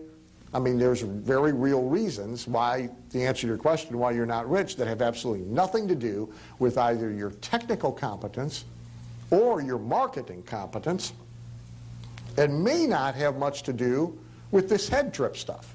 So in essence, then, it's the same damn thing as when I started in the business, because I was completely alone painting with a roller brush and sprayer. I had to let go at some point to hire employees who weren't as good as me and make that decision emotionally to do that. That's right. Now you got the same emotional hurdle. You know, if you were going to say, for example, now go work 4 cities instead of 1, and have a joint venture partner in each city, and you're going to control the marketing, and they're going to have the crews, you got to make the emotional adjustment never to go make a sales call again. Right? That's the deal. That's the answer. And it's kind of the $1 million to $10 million. It's the, you know, it's all of that. And it's very hard for the sole proprietor, particularly in a service business, to let go of doing the service. That's the first problem, and he got over that. Because he says he used to be the guy who rolled the paint in the carpet cleaning industry. Getting them to have a second truck and send somebody out to do the job is like pulling teeth. Because they know the guy's not going to do the job the way they would do the job. They fear the reprisals, the reputation damage. They know the guy's going to quit and they're going to have to replace him, all that stuff. But you can't you hit the ceiling. So you got through this once. Now, the good news is you already know how to get through it. See, it's what I say to people. I told people earlier when I started harness racing driving, awful. I mean, god-awful. I'm barely competent now. I've crawled my way from awful to barely competent. All right? But here's the deal. Well, but here's the deal. Everything I've ever done, I was awful when I started. I know the process.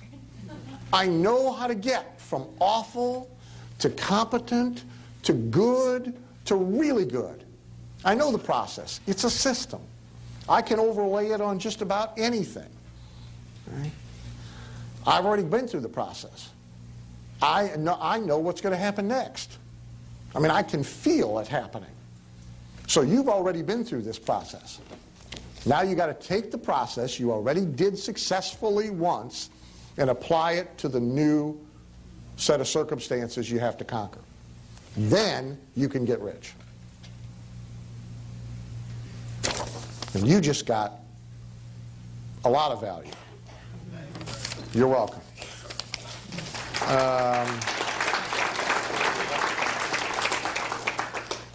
At Chin. When you were at, this is At Chin for the scoring purposes. When you were at your lowest point in your life financially, what steps did you do to start thinking about breaking through all the bleakness?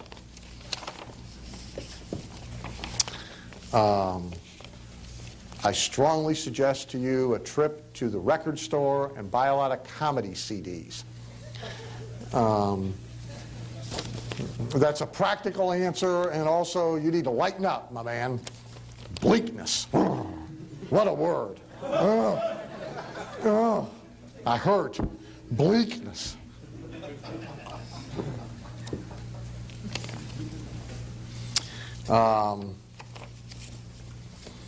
What's the phrase I always said? I've been broke, but I've never been poor.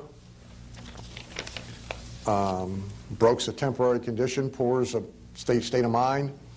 Broke's fixable. Poor's a lot harder to fix. Here's the most practical answer to your question, though. When you're in a crisis or survival or perplexed or fix-it mode, make this a short answer because it probably doesn't apply to many people in the room. You simultaneously must create, have, and be working on a more exciting plan to do something big. Variation of what she did. If she had come, because this business in 3 months was a mess. I don't know, I mean, it wasn't great when you gave it to them, and then it was a mess when you got it back. All right? Like probably a big mess. All right?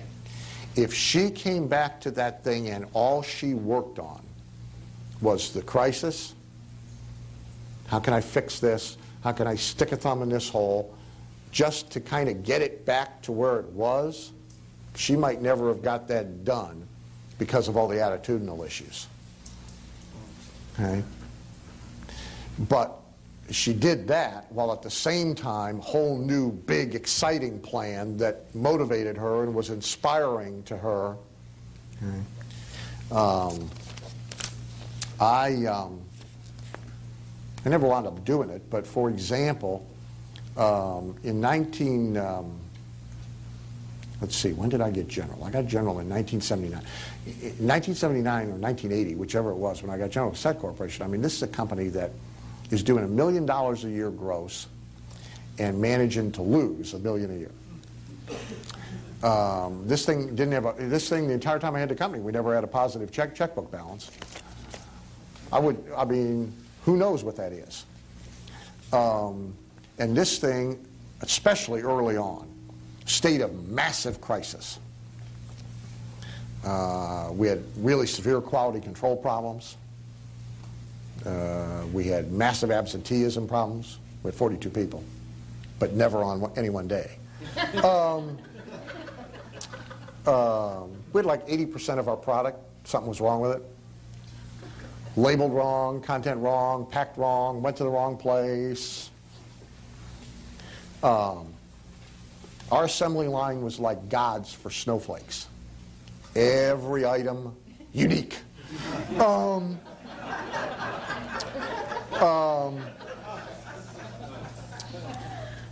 Old shtick, rolls around in the subconscious. And I mean, so vendors cutting you off, not shipping stuff. I mean, every day was crisis. And from the moment, you know,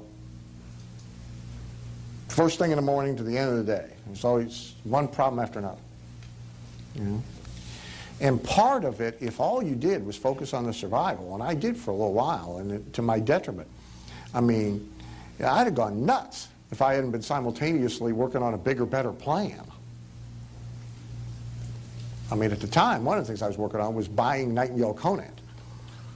Never did it, but it was part of the bigger, better plan. The bigger, better plan changed, but nevertheless, if I'd have just been working on the stick the whole thumb in the dike deal, you know, I'd have found a tall building somewhere probably before that thing was over with. I mean, because it is ugly. And so the answer to this question is, it's almost the same answer as to Bob.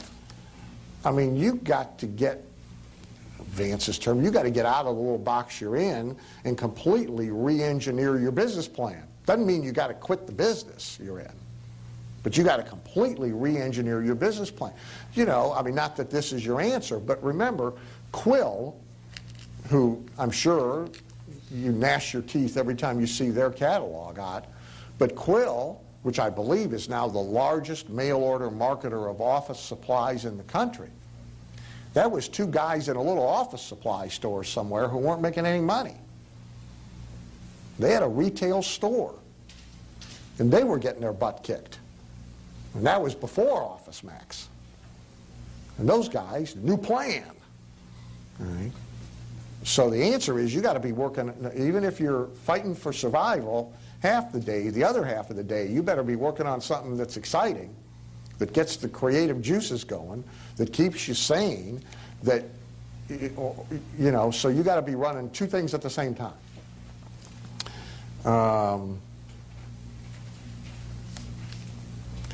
Okay, Robert Scrobb, sorry.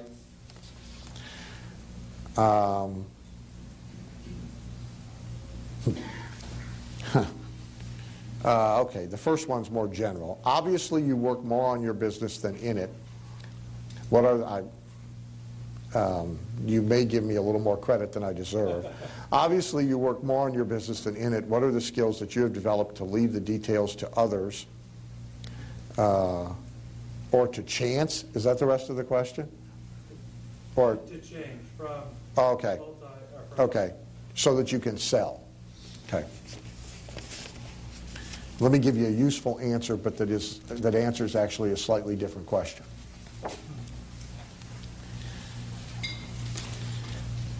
Here's a regimen most people would not think I have, because I cultivate that because I try and convey that I don't.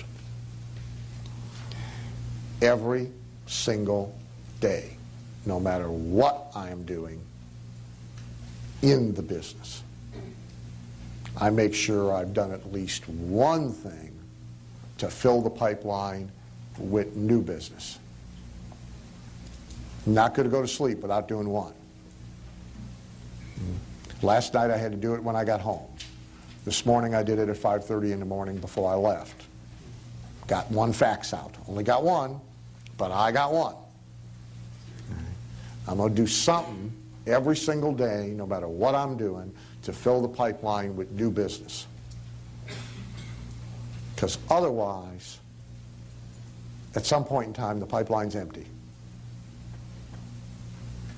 Maybe not. Maybe mine would fill itself now. But I got enough paranoia. Okay. And it's Andy Grove at Intel who said, you know, paranoia is healthy. Charlie Jarvis said, just because you're paranoid doesn't mean they're not out to get you. Yeah.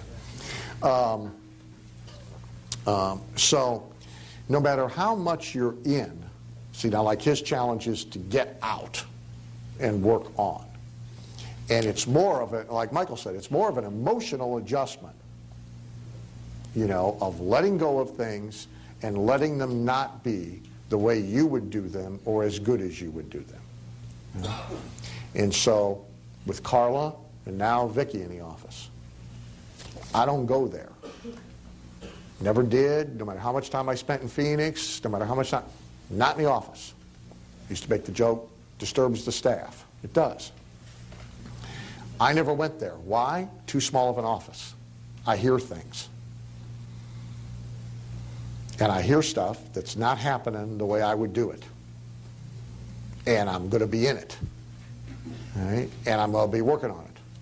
And am I going to make it better? Yeah. Am I going to force them temporarily to do it exactly my way? Yeah.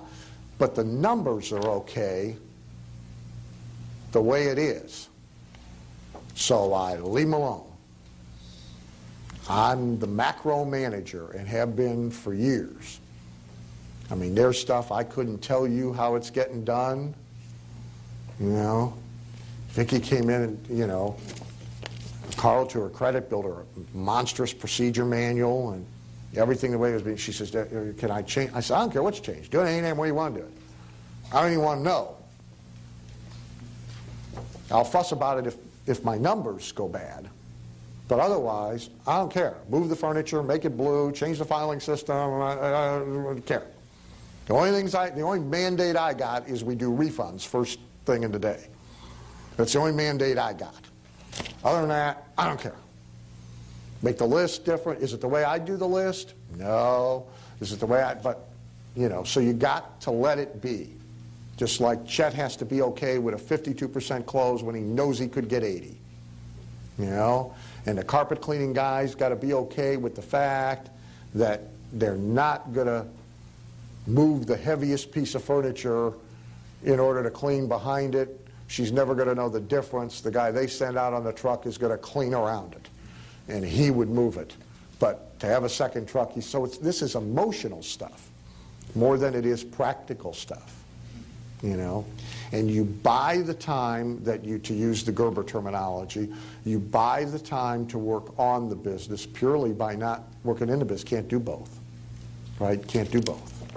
Now, I've never, I won't say never, maybe 4 or 5 times in my entire life have I used a junior copywriter to do rough drafts for clients and then fixed it. I do that myself. That's working in the business. I have done it for my own stuff, by the way, but I haven't done it to clients. Okay? But there are people in my business who do, and it buys them time to work on the business. Because something that I would bill at $30,000, you could pay a junior copywriter $3,000 to get you to rough draft, and it's perfectly acceptable. So you could fault me for that. But you look for things that you can unload, that aren't deadly, that aren't fatal. You know, that aren't crippling. You know, I mean, in the transition and in the change now, and it's no, you know, there's some mistakes made, but you know, none of them are fatal, none of them are crippling, and none of them have affected my numbers. And it's all about the numbers. You got to get yourself a herd. It ties to what we talked about earlier, the contact with the end user, you know, the customer. You got to control the end user. In my type of business, which would affect Bert, Michael, Pamela, a lot of people in the room, in my type of business, there's a formula. 2,000 herd, $1 million plus a year. How many millions a year you want? It's as predictable as the day is long. Give me the 2,000, I get you the mill. Huh? Net.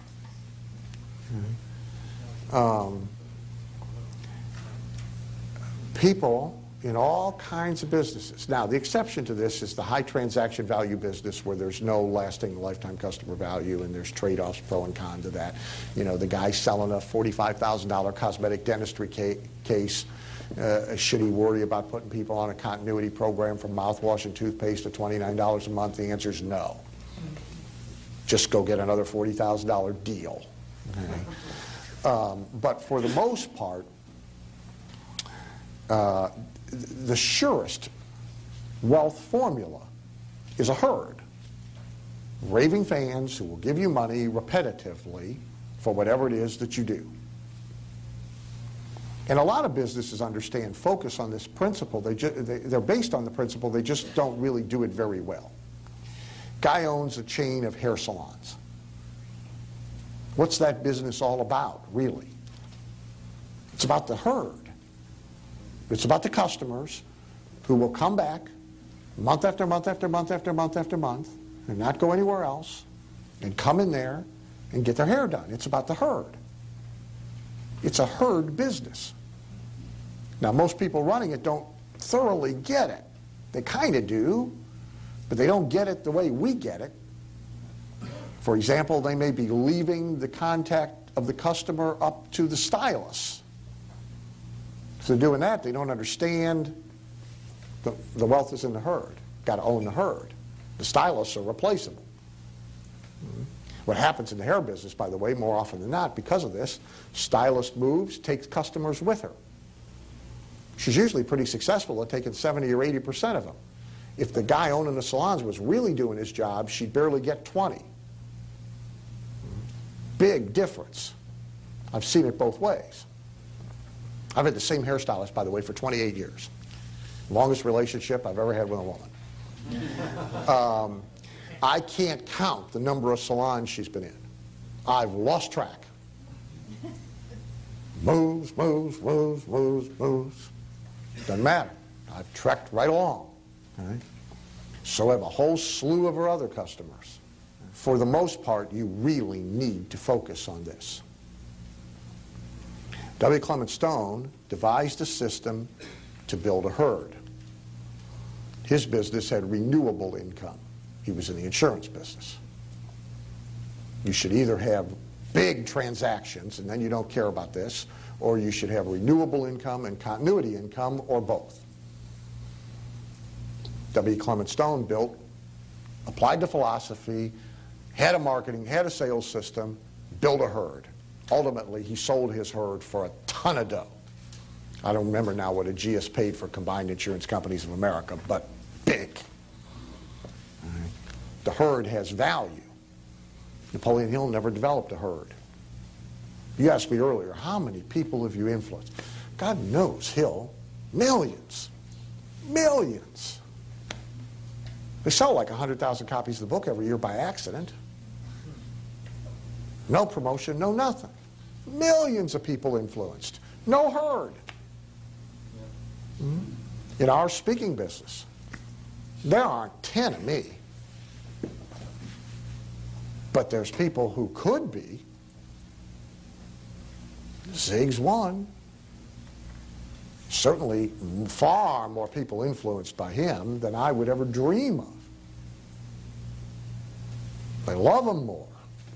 He's more lovable. Hadn't got a herd. Only as good as tomorrow's gig. Any business where you're only as good as tomorrow's gig would scare me. Say, a restaurant owner, how much business are you going to do today? I don't know, depends on who comes in. Oh, no good. Bad answer. Got to know ahead of time how many are coming in. You got to have some of them who bought membership cards that are dinging their card every month and shipping them 5 coupons for the meals they're going to come in and buy. I mean, you got to re-engineer that business. You got to have a herd. You got to have such a program for them. They're going to come in 3 times a week instead of 1 time a week. You got on and on and on and on. The best practical advice I can give you is continuity income, renewable income, build a herd. Fence them in, keep them, watch out for poachers. Take good care of them, nurture them, spend money on them a little. They'll support you in style. But the people without a herd are vulnerable all the time. Yes. Is this on? Yep. You mentioned one of the factors in your success was your self-discipline. Besides your upbringing, was there anything you did deliberately to develop more self-discipline? Anything we can learn about that? Is that psycho-cybernetics too, or what? It beats starving.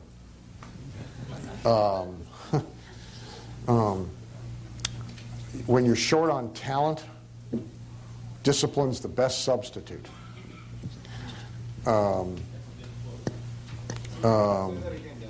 When you're short on talent, discipline's the best substitute.